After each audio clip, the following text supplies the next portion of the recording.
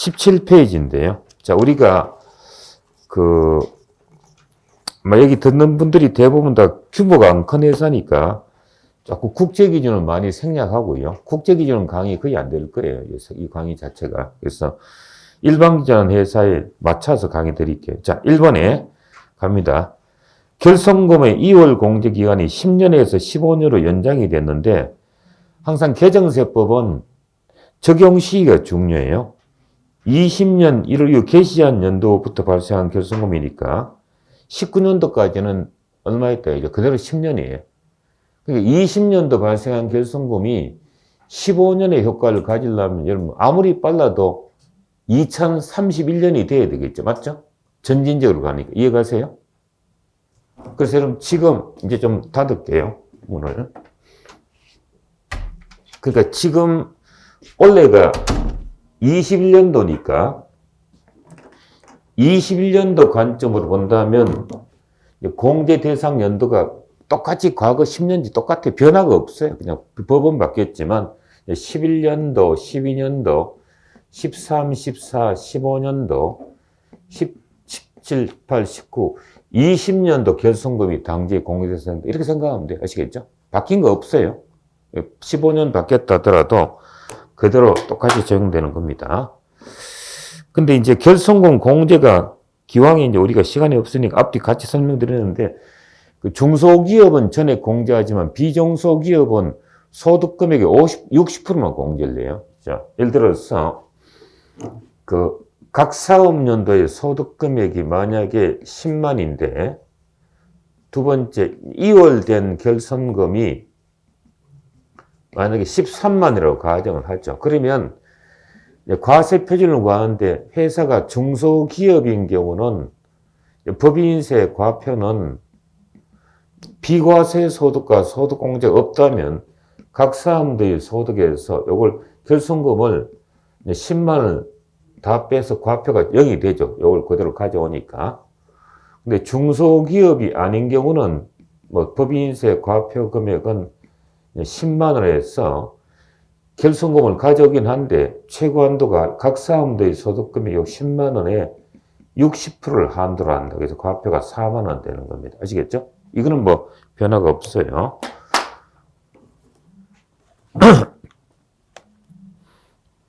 지금 아마 여기 현장 강의 듣는 분들은 제가 보니까 세무사무실 제외하고는 다 중소기업 같아 보이고 온라인 강의 듣는 분들이 좀 아닌 부분이 있을 것 같네요. 그죠?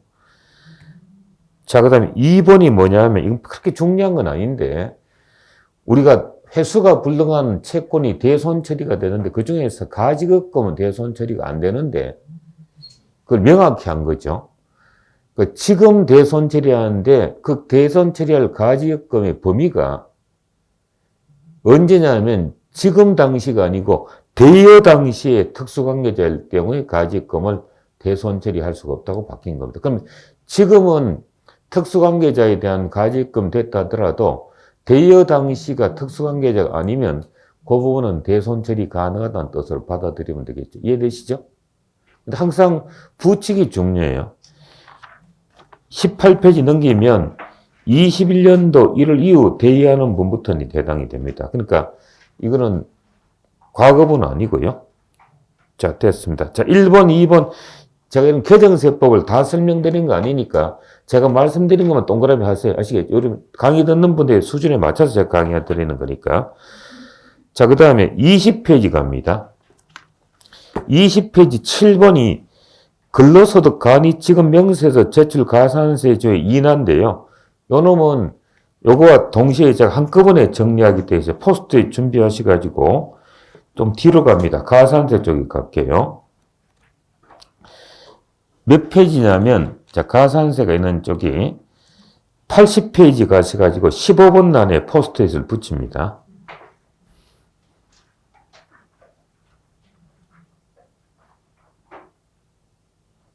자, 15번 단에 지급 명세서 제출과 가산세라는 부분이 보이시죠? 여기 제가 한꺼번에 정리해 드릴게요. 여러분들 아마 작년 21년 7월부터 지급 명세서 부분이 많이 바뀌어가 좀 혼란스러울 것 같죠? 한꺼번에 싹 정리한 거예요. 요거 굉장히 중요한 부분입니다. 자, 지급명세서와 간이지급명세서의 제출기한이 사업소득, 프리랜서 소득이라든지 근로나 퇴직이나 기타 소득 중에서 종교인 소득과 봉사료 소득은 1년치를 이번에 연말정산 등을 해서 3월 10일 날까지 제출합니다. 맞죠? 지연 제출을 하면 가산세가 50% 경감되는 기간이 요 놈은 이제 3개월이라는 여유가 있고요. 1년 근로소득은 여러분 알다시피 21년 6월 말까지는 분기별로 3개월 단위로 제출했었어요. 근데 7월 달부터 매달 제출하죠. 지연 제출 기간은 1개월로 이렇게 단축이 됐고, 사업소득의 간이지급명세서는 21년 6월 말까지 6개월 단위인데 7월 달부터는 이제 1개월 단위로 바뀌었죠. 그죠? 이해가시죠? 그 다음에 81페이지 근로소득 간이지급명세서 얘는 변동이 없이 6개월 단위로 다음 7월 말, 1월 말 제출하고 경감기간은 3개월 마찬가지고요. 그 다음 두 번째 박스에 이자 배당소득, 연금과 장기저축성 보험차익, 비거주자의 국내 원천소득, 금융투자소득, 그 밖의 일반적인 이제 기타 소득은 1년치를 이번 달 말까지 제출합니다. 그죠? 대단히 혼란스럽죠, 이제. 명세서가. 그래서 어떤 분들은, 연말정산 근로소득 제외라고는 이런 분도 있어요. 에이, 짜증나는 말이죠. 매달 제출하겠다. 그럼 차라리 마음 편할지도 모르지, 맞죠? 매달 말 제출하면 편하잖아요, 이제. 오히려. 그런 분도 있더라고요. 어쨌든 간에 데드라인 여기 있고요. 그 다음에 가산세는 지급명세서의 미제출 불문의한 가산세는 지급금액 1%는 똑같은데 1년 근로소득은 0.25%로 이제 법이 바뀐 거고요. 지연제출은 0.5% 똑같은데 1년 근로소득은 0.125%인데 지연제출 기간이 과거에 이제 3개월에서 1개월로 바뀌었다는 거예요. 그럼 간이지급명세서 미제출 불명은 0.25%, 지연제출은 0.125%인데 역시 이것도 1개월로 바뀌었다는 사실이고요. 그 밑에 방갈로 3번은 소규모 사업자에 대한 가산세가 1년 동안에 연장시켜줬어요. 1항 보시면 소규모 사업자가 동그라미 1번입니다.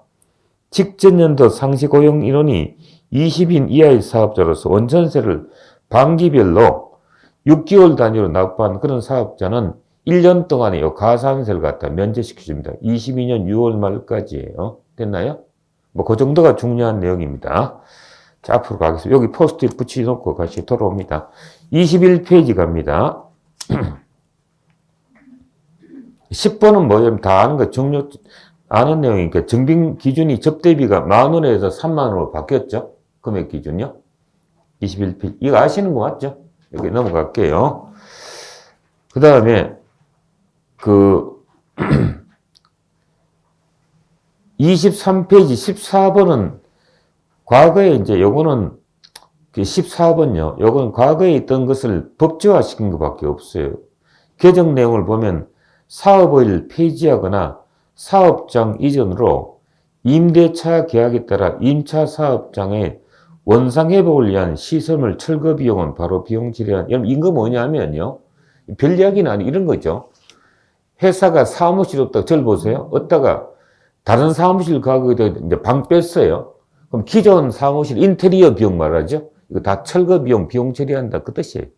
근데 기왕에 있는 건데 법제화 시킨 건데 근데 제가 왜 이걸 드리냐면 잘 빠뜨려 버려요. 새로 인테리어 시설하는 데는 생계사들을 봤는데 철거한 것은 관심 바뀌니까 그냥 직기비품이나 시설장이 그냥 두버리는 경우 많은데 회사 사무실 옮기면 종전 사무실의 인테리어 비용은 개정 과목의 직기비품이나 시설장치 잡힌 거 다 뜯어내야 된다. 그 말이죠. 그 이야기에 대한 설명입니다. 자, 넘길게요. 자, 24페이지 17번 예는 이제 뭐냐 하면 조금, 요거는 좀 생각할 필요가 있어요. 특히나, 세무회계 사무실 같은 거 특히나 유의하는데, 자, 요겁니다. 우리가, 자, 보세요. 여기 이제 자금을 대여한 법인이 주식회사 A가 있다고 치죠. 개인이 아니고 상대방은 주식회사 B입니다. 자금을 대여했어요. 우리는 기업의 예상이 예를 뭐죠? 뭐, 관계회사 대여급이지만, 세무상은 예를 뭐죠? 이제 가지급급이란 말이에요. 여러분 아시겠죠? 둘이 특관자로 치죠. 특수관계자. 그럼 이런 A는, 여러분 알다시피 얘는 뭐죠? 세법상의 인정이절 계산해서 입금산입 등을 하는데 이 법조문은 주식회사 B 차입자에 대한 이야기입니다. 차입자에 대한 얘기인데 얘는 세법은 인정이자에 대한 내용만 있고 지급이자의 내용은 조문이 없어요. 왜냐하면 유의할 것은 세법상의 이자 부분은 원칙이 뭐냐면 우리가 법인세 원리 중에서 권리 의무 확정주의 있잖아요. 그죠? 그래서 이자 부분은 전부 다 뭐죠? 의무 확정주의니까 대부분 다 현금주의예요. 근데 우리가 회계 감사 받는 법인은 어떻게 하죠? 발생주의 회계에 따라서 옛날에 이자에 대한 미지급 부분은 차변에 이자 비용 대변에 미지급 비용 잡죠. 그 세법은 그거 안 잡아도 관계없는 거 알겠죠?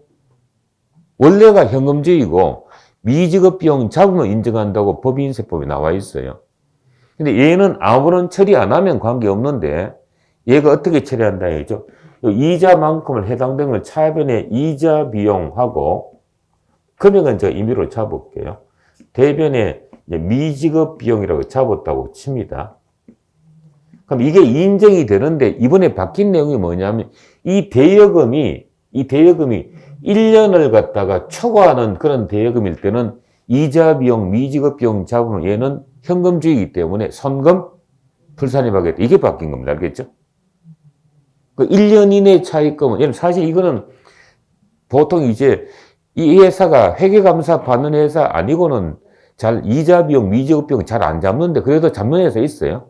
이 경우는 1년을 초과한 금액은 얘는 원래 현금주의니까 이 부분을 잡게 되면 이 금액은 이제 선금에 불산입하고 귀속 시기가 다르니까 유보라는 소득 처분하겠다는 뜻입니다. 됐나요? 뭐 잘 많지는 않은데 이해만 그렇게 하시기 바랍니다. 특별히 해당이 안 되면 꼭 적을 필요 없고요. 그 다음에 페이지 넘기겠습니다. 자, 쭉쭉쭉 넘어갑니다. 뭐 그렇게 많은 이게 큰 회사들은 해당되는 거 많지만 그 없어요. 자, 30페이지요. 29번은 제가 이제 뒤에 여러분에게 외국납부세액공제는 시간관계상 설명을 드리기가 조금 시간이 없을 것이가 판단이 되는데요. 외국납부세액공제가 과거에는 20년도까지는 세액공제하고 송금사립하고 선택이 바뀌었는데 지금은 이제 외국납부세액은 무조건 세액공제 방식으로 바뀌면서 그래도 이제 외국납부세액을 세액공제 방식을 선택 안 하면 비용으로 인정하겠다는 것을 명확히 한 겁니다. 그건 기존에 있는 방법 똑같아요. 자, 좀 굳이 설명을 드리면 이런 이야기죠. 자, 이 중에 해당이 얼마나 해당될지 제가 모르겠는데요. 자, 이런 겁니다. 우리 회사가 이제 주식회사 갑이 우리 회사인데요. 외국 법인, 해외에 있는 법인으로부터 뭘 받느냐면 이제 이자를 받았는지 이제 배당을 받았는지 아니면 로얄티를 받았다고 칩니다.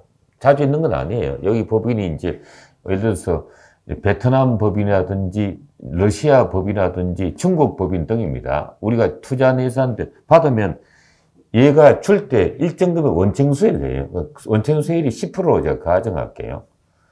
그럼 우리가 일반적으로 국내에서 은행 예금이자 받으면 그 법인세는 선납법인세 처리하잖아요. 근데 이거는 해외 법인이니까 선납법인세가 아니죠. 회계 처리할 수 없기 때문에 대변에 이 금액을 이제 수수료 수입해서 로얄티가 많으니까요.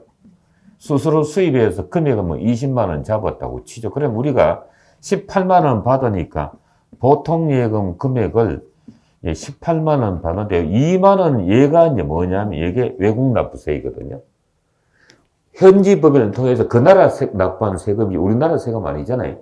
이걸 하는 방법이 두 가지라는 얘기죠. 어떻게 하냐면 이걸 갖다 우리는 세액공제를 받겠다라고 하게 되면 개정체를 갖다가 법인세 비용으로 처리하고 경우의 수 1입니다. 이렇게 처리하고요. 법인세 비용 처리하고 이걸 어떻게 하냐면요. 손금에 불산입하고 기타 사유출 처분하고 그 다음 뭐죠? 이제 세액공제를 받으면 돼요. 요게 이제 기존 방식입니다. 근데 이번에 이제 바뀐 내용은 뭐냐, 얘를 갖다가 세액 공제하기 싫으면 똑같은 양인데 얘를 갖다 2만 원 금액을 그대로 어떻게 하죠? 세금과 공과라고 처리하면 이 금액은 이제 손금으로 인증을 해주겠다 하고 이제 확실히 명확히 한 거란 말이죠. 그 기존 방식을 그냥 명확히 한 것이 바뀐 내용은 아닙니다. 이해가시죠? 그런 내용에 대한 설명이죠. 근데 이제 여러분 아마 원래 같은 경우는 우리 이제 현장 강의나 비대면 강의 듣는 분들은 원래는 작년에 원래 같은 코로나 때문에 해외에서 어떤 주고받은 일이 별로 없을 거니까 절팔 리는 별로 없긴 한데 설명은 제가 드립니다. 여기 바뀐 내용이라고 말씀드리는 거죠. 자, 넘어갈게요.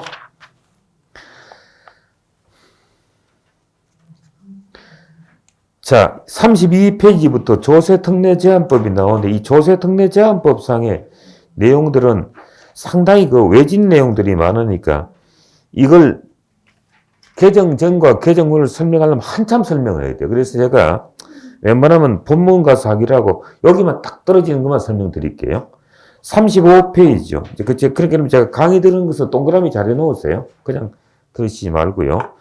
중소기업 특별세액 감면 대상 업종이 추가가 되는데 기존 업종에다가 오른쪽 보시면 별 일반적이진 않지만 통관 대리나 관련 서비스업이 추가됐고요. 전기차를 50% 이상 보유한 자동차 임대업이 이제 추가가 됐다. 뭐 그런 이야기입니다. 넘어가시겠습니다. 연구개발비 세액공제도 본문 가서 말씀하기로 하고요. 통합투자세액공제 시간 되면 제가 말씀드리도록 할게요. 자, 쭉 넘어갑니다. 쭉쭉 가죠. 다 개별적인 사항이 되니까. 자, 44페이지 갈게요.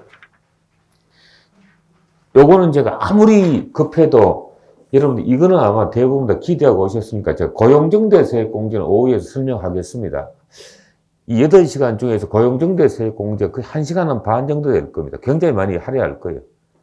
근데 그때 설명드리긴 하지만 이번에 신설된 것이 뭐냐면 청년 근로자하고 장애인 근로자에 대한 세액공제인데 거기다가 그 입사 당시에 연령이 60세 이상인 자가 추가가 됐다는데 의미는 없어요. 왜냐하면 요즘 젊은 사람도 있은 사람 내보낼 입장인데 나이 든 사람을 갖다 입사시키는 경우 잘 없죠. 이건 어떤 생색내는 세법이죠. 모르겠어요. 뭐 실버 산업 같은 경우는 사람을 나이 든 사람을 갖다가 입사시킬지 몰라도 우대반 대상에 이제 고령자가 추가됐다. 60세 이상 이렇게 정리하면 될 거고요. 자, 나중에 또 뒤에 본문 가서 말씀드릴게요. 쭉 그냥 갑니다. 자, 어디 가시냐면 여기는 포스트잇을 좀 붙이시기 바랍니다. 52페이지요. 자, 여기는 뭐냐면 21년 연말과 22년 연초 개정세법 안 중에서 21년도에 이제 소급 적용되는 사항인데요. 참고적으로 여러분 지금 보고 계시는 이 파이널 교재는 제가 12월 초순에 이걸 책을 만들었어요. 그러니까 제가 이렇게 표현을 쓸 수밖에 없죠. 근데 조금 부연 설명드리면 이거는 뭐 적을 필요는 없습니다만 여러분들죠. 세법이 법률이 21년도 12월 20일 날 이제 법인세법 법률이 통과되고 개정이 됐고요. 그다음에 12월 28일 날에 조세특례제한법 우리 배우는 법에 관련된 내용만 말씀드립니다. 여기 통과가 됐어요. 그리고 시행령이 오늘 22년도 2월 15일 날 통과가 되었습니다. 공포가 됐어요. 오늘 아침에 시행령이 발표되었고, 이제 시행규칙이 이제 양식 등이 이제 3월 달 개정될 거예요. 이제 그 중에서 제가 이 내용을 다 알고 있으니까 그 중에서 21년도에 소급되는 부분만 따로 정리한 겁니다. 아시겠죠? 많은 내용들이 있는데, 자, 그 중에서 여러분들 설명을 드리도록 할게요. 2번입니다. 1번은 뭐 초대형 기업에 대한 설명이니까 2번이 뭐냐면 고용정대, 이건 굉장히 중요합니다. 이건 본문에도 제가 반영했을 거예요. 고용정대세 공제 한시적인 상향 조정과 기간 연장인데 53페이지 봅니다. 자, 청년이나 장애인이나 60세 이상 근로자에 대해서 지방 근무자에 대해서 100만 원씩 더 추가했습니다. 그래서 이제 중소기업은 수도권에 근무하는 사람은 1100이고 지방 근무가 1200인데 1300으로 바뀌었죠. 맞죠? 여기 유의할 것은 이따가도 오후에도 설명드리겠지만 본사가 수도권이라는 뜻이 아니고요. 근무지역 말합니다. 예를 들어서 본사는 서울에 있더라도 지방에 대전에 공장이 있으면 대전에 근무하는 사람은 수도권 밖 근무죠.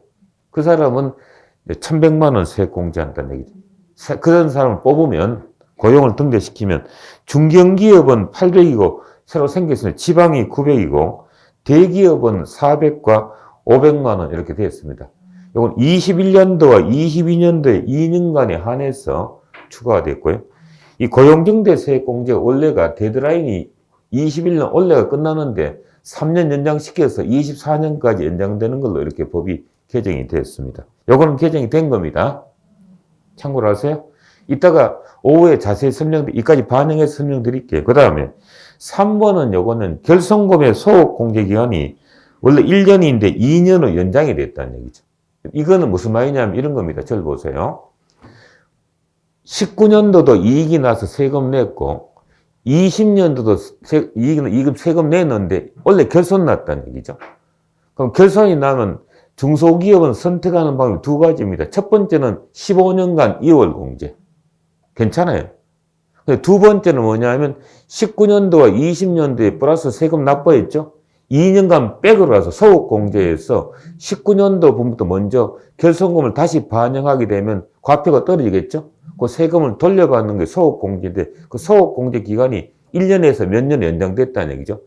2년이 됐다는 얘기. 아시겠죠? 순서는 이제 2019년도에 먼저 차감하고 20년 차감한다. 됐나요? 뭐 잘 많이 안 봤는데 해당이 되면 일단 하시라는 얘기죠. 소득공제. 됐죠?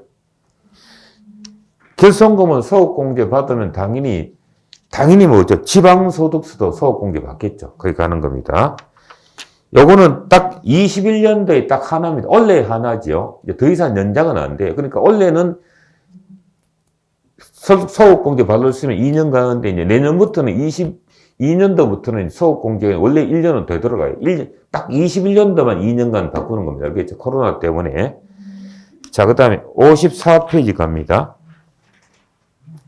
4번은 상가 임대료 인하에 대한 세액공제. 요거는요, 이제 본문 가서 제가 말씀드리기로 하는데, 이거는 의외로 보니까 참 못 받는 법인이 많더라고요. 이 상가 임대료 소위 말하는 착한 임대인 세액공제인데, 이거는 어떤 뜻이냐면, 그 임대차 계약상에 받기로 한 월세가 한 달에 200인데, 코로나 때문에 150만 원밖에 못 받았다 그러면 못 받는 50만 원 금액에 70% 세액공제 받는 제도거든요. 제도는 좋은데 요건 중에서 뭐냐면 임차인이 즉 세입자가 소상공인을 갖다 증명해야 되는데 이걸 어떻게 하냐면 장사가 대부분 다 임대료 적게 받는 장이 장사가 안 된다는 뜻이잖아요. 이해가세요? 안 되니까 적게 받는 거 아니겠어요? 근데 그 사람들이 이미 나가버린 것 같으면 소상공인에 대한 확인서는 본인이 임차인이 떼지 임대인이 떼는 거 아니란 말이죠. 그러니까 이게 지금 와서 세액공제 받다 보니까 이미 임차인 나가버린 상태죠. 그러니까 그 사람들 전화해서 그 사람 장사 안 돼서 나간 사람인데 전화해서 내가 세액공제 받기 위해서 너 확인서 좀 떼달라고 하면 어떡하죠? 욕부터 하지 말고 뭐죠? 지금 본인이 장사한테 미칠 노릇인데 말이죠. 거기다 대고 세액공제하는 말이 안 되잖아요. 그러니까 이게 현실적으로 그게 불가능해서 못 받는 회사가 많아요. 그래서 혹시나 여러분 다음에 그런 일이 이제 세무사무실 겪으면 어떻게 하냐면요. 집주인한테는 처음부터 임대차 계약 맺을 때부터 소상공인 확인서 챙겨야 되는 거예요. 안 그러면 나중에 나가버리면 못 챙겨요. 그래서 많은 분들이 이 임차인, 착한 임대인 세액공제 못 받는 이유 중에 하나가 임차인의 그 소상공인 확인서를 못 받은 경우 참 많은 것 같아요. 이해가시죠? 요거는 지금 조세특례제한법상의 내용은 법인세도 해당되지만 종소세도 똑같이 해당이 되기 때문에 개인이 훨씬 더 많이 받아요. 세입자 가진 사람은 개인이 더 많죠. 근데 개인도 세입자한테 못 받으면 안 되기 때문에 그게 좀 문제가 있긴 해요. 자, 그 다음에 5번은 이제 진짜 세무사무실에 좋은 거죠. 왜냐하면 이건 일반 기업은 의미가 없어요. 그럼 지난 5월 달에 종소세 신고할 때 성실 신고 확인 선임 제도가 폐지됐듯이 그 다음에 법인세도 성실 신고 확인자 선임 제도가 폐지돼서 이거는 일반 회사는 무슨 말인지 몰라요. 세무사무실은 다 아는 거고요. 자, 그 다음에 그 55페이지부터는 이제 국제조세는 제가 설명을 이 책에 없는데 자, 이거는 절 보세요. 이렇게 보시면 돼. 강의를 못 드리는 사항인데 우리가 해외 현지 법인이 있으면 이번에 작년까지는 법인세 신고할 때 현지 법인 명세서라든지 현지 법인 재무사항표라든지 이런 서류가 법인세 신고기관들이 같이 신고하는데 법이 개정되면서 6월 말까지 즉 3개월 연장이 됐어요. 근데 이거는 사실 별로 좋은 거 아니에요. 왜냐하면 법인세 신고는 3월 말하고 다른 신고서 6월 말하면 찝찝하잖아, 맞죠? 이해가세요? 그러니까 바뀌었더라도 바뀐 거 무시하고 그냥 3월달 같이 신고하시라는 뜻입니다. 알겠죠? 이건 의미 없으니까 그냥 그렇게 받아들이시면 돼요. 자, 그 다음 넘어갑니다. 자, 기업액에 대한 내용 설명지고 이제 바로 갈게요. 지금 어디 가시냐면, 자, 골라서 말씀드리니까 잘 여러분들 유념하세요. 71페이지 갈게요. 71페이지 2번에 보시면 세무조정 절차상의 특성에 대한 구분인데 뭐 이 강의 듣는 분은 아시라고 생각돼 혹시나 해서 제가 결산조정과 신고조정을 말씀드려요. 결산조정은 장부의 비용 처리해서 송금 인정받는 것이 결산조정이죠. 페이지 넘깁니다. 72페이지요. 결산조정은 다른 말로 한마디로 말하면 회계처리죠. 맞죠? 송금 인정받기 위해서 비용 처리인데 이제 반대로 신고조정이 중요한 거죠. 신고조정은 원칙이 장부의 비용 처리 결산 조정인데 예외로 이제 우리가 세무조정으로 인정받는 신고조정 사항이 72페이지 하단 보세요. 1번이 DB형 연금 부담금의 송금산이 확정 급여형 연금 이따가 이제 설명드릴 거. 그 다음에 공사 부담금이나 국고보조금에 대한 송금 산입이죠. 세 번째가 그 법인세법 시행령 19조 1호부터 7호까지 해당되는 소멸시 완성된 채권, 회생객 인가계 채권은 신고 조정이고, 요거는 제가 하나 설명을 좀 드릴게요. 대부분 아시겠지만, 자, 2018년도에 발생한 채권이 우리 업종이요.